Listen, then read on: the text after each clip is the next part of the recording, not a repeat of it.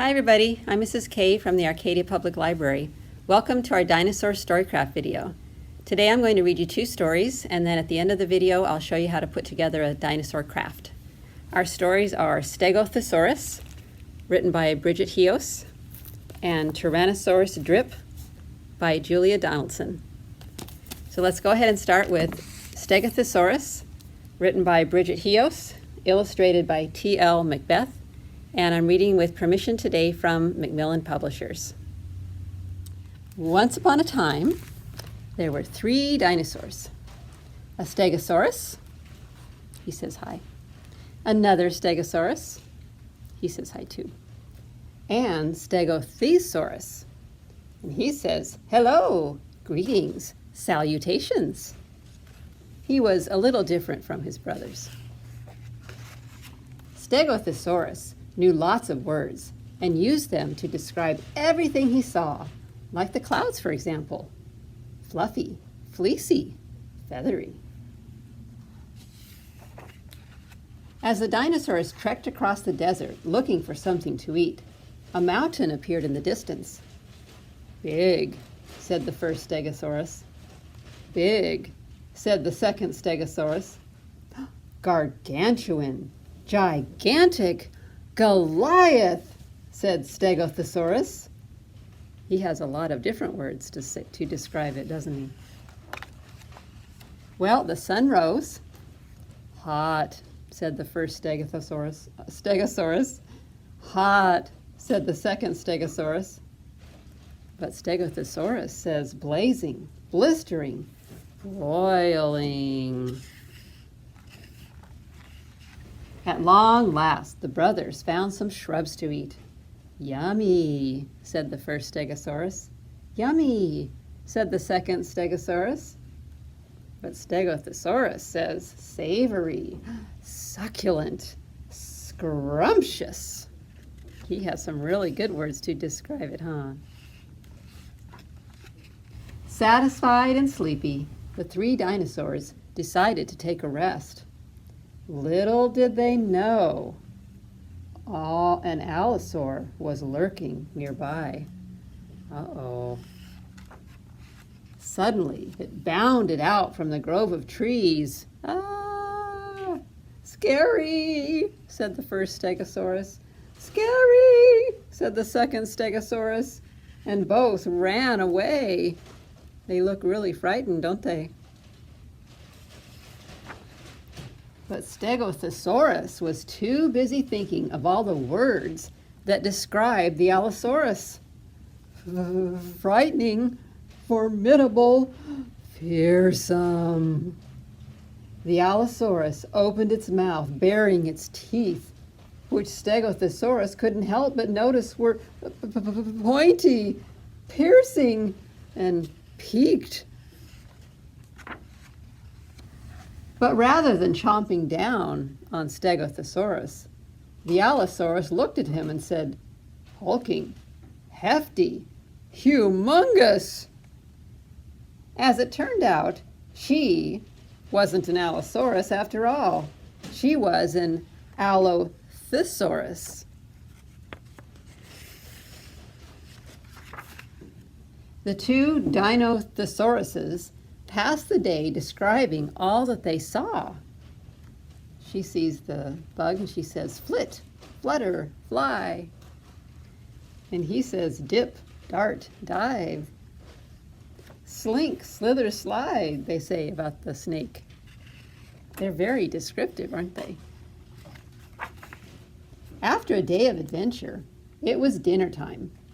As Stegothesaurus nibbled on shrubs, he asked, how did you learn so many words?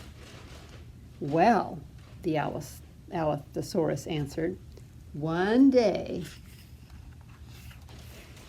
I ate a Stegothesaurus. Uh-oh. At that moment, only one word popped into Stegothesaurus's head. Not trot, traipse, or travel. Not skitter, scramble, or scoot, but run! Oh no, he doesn't want to be that dinosaur's next meal, huh?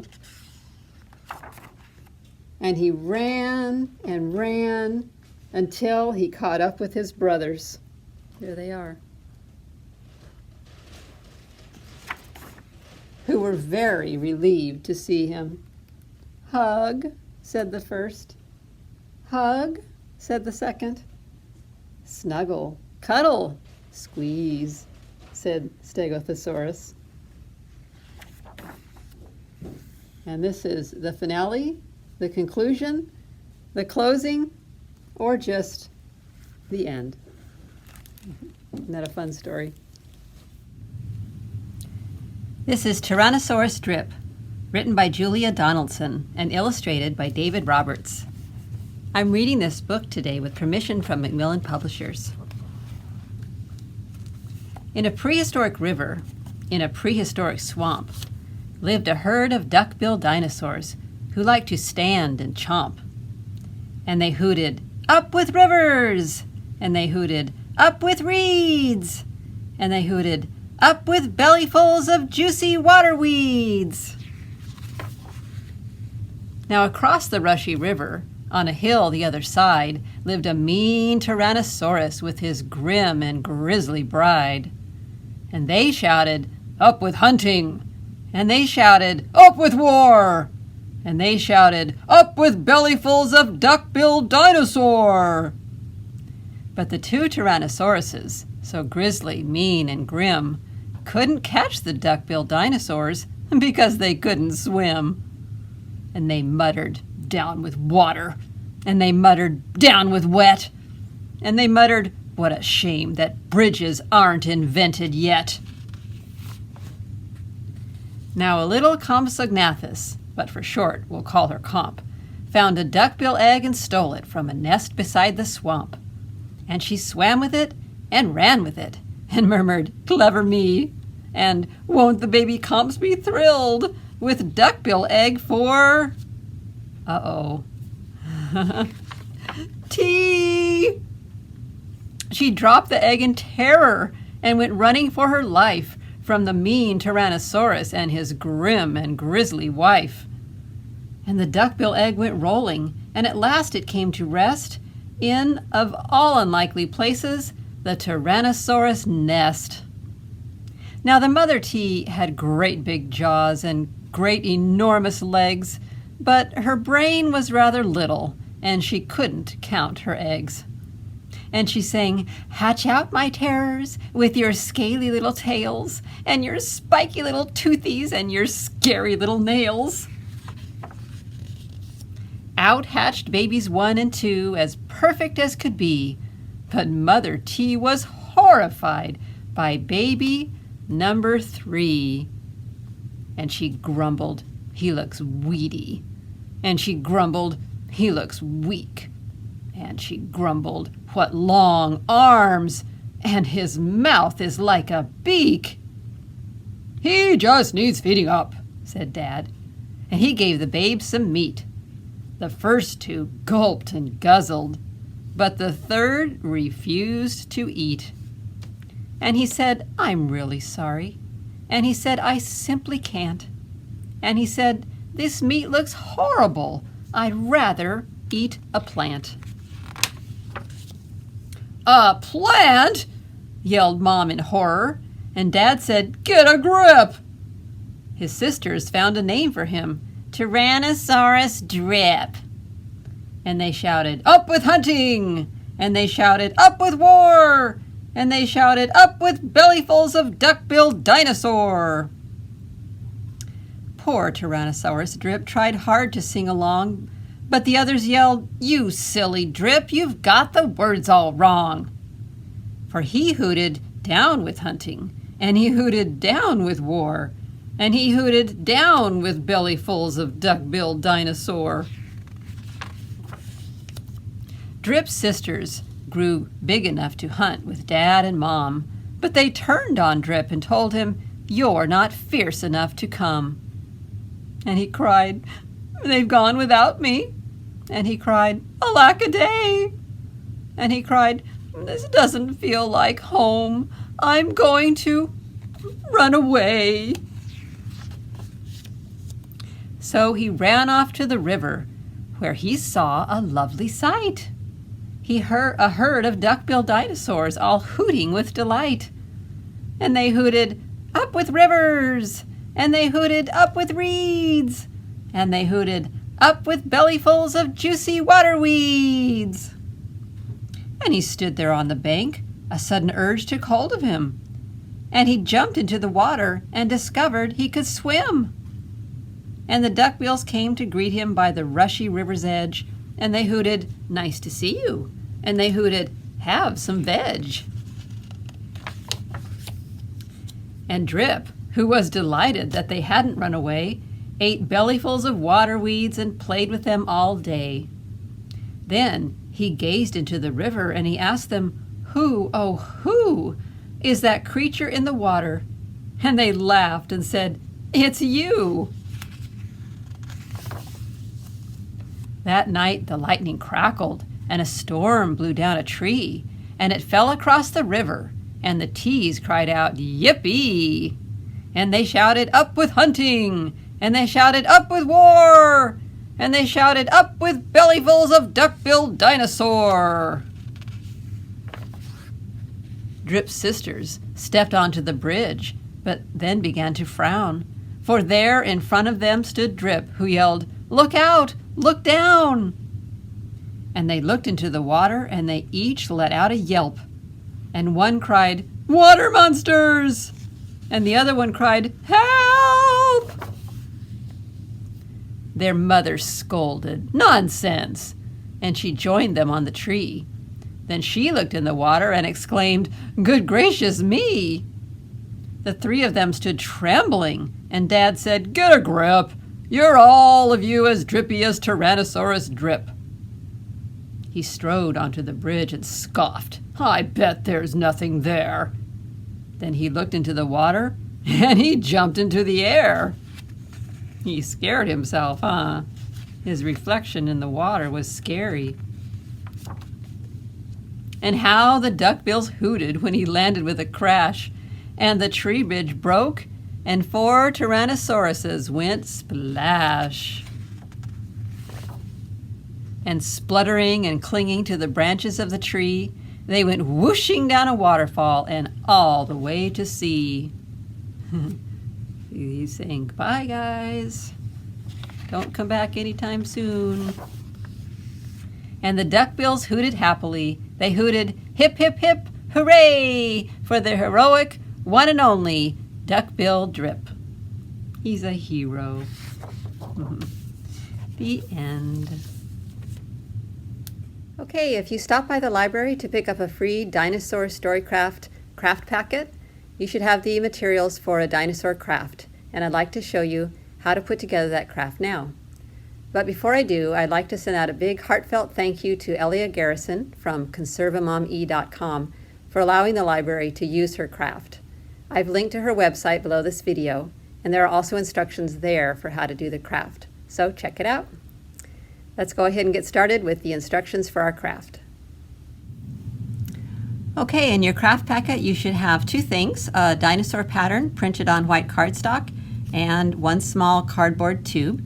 You're going to need to supply some scissors, a glue or glue stick, or perhaps some tape, and some crayons for decorating. Okay, the first step is to go ahead and color in your dinosaur. You can decorate it any way you like. I'm going to go ahead and get started on that. And after you get it colored, you're going to want to cut out all 3 pieces.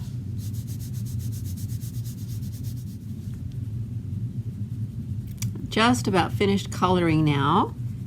And once I do, I'm going to cut these out. If you like, you can also color the other side of the head portion. There's no need to color the other side of this one or this one because that other side won't show, but you could also color the other side of the head part.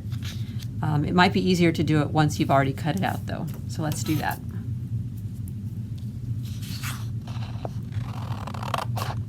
Okay, now I have all 3 parts of the dinosaur cut out. What you're going to want to do is to use these lines here on the body and just cut slits there on all 4 so that you'll have their legs. Don't cut too far, just up to where the line stops on each piece.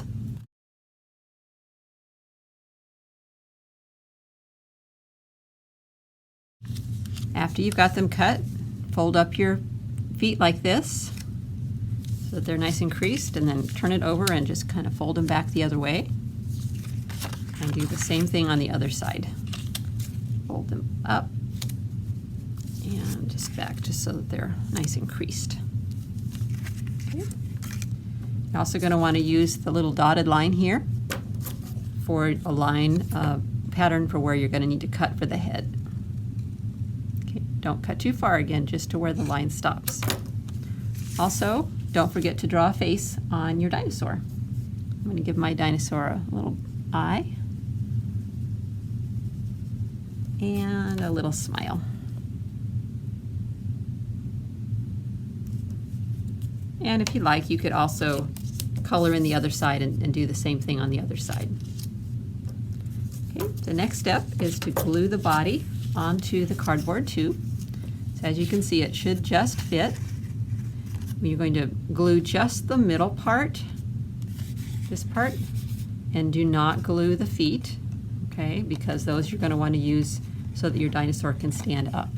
Okay, so we're just going to put glue on the middle part here and also on this part. Okay,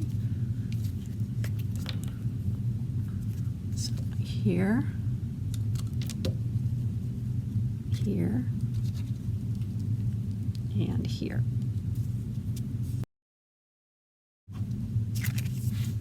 Okay, so there's no glue here and no glue here. Put it on our tube and just glue it down.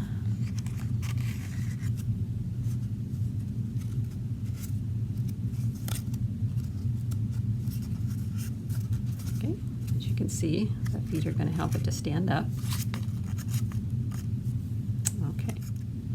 Okay, once you have your body glued on in place, take your head and fold this back, and also the other way for both of them so that you have some leeway there. And then we're going to want to put some glue right here. And glue the dinosaur head on. Just like that. Okay. If it doesn't stick, you might want to add a little bit of tape on the bottom here. Okay. Let's do that.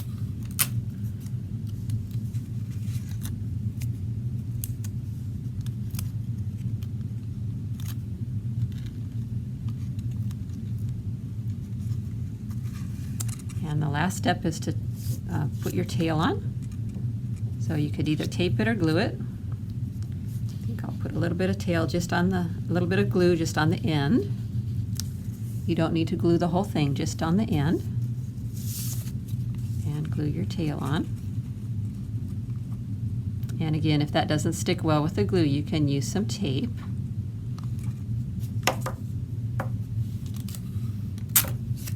What I like to do is take a piece of tape and just roll it so that the sticky side is out. Put it like that.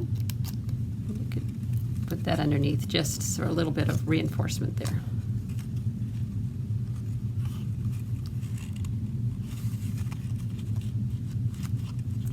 And there's your completed dinosaur. And here's what your dinosaur should look like once it's finished. Okay, that's our program for today. Thanks for coming, and I'll see you next time. Bye, everybody.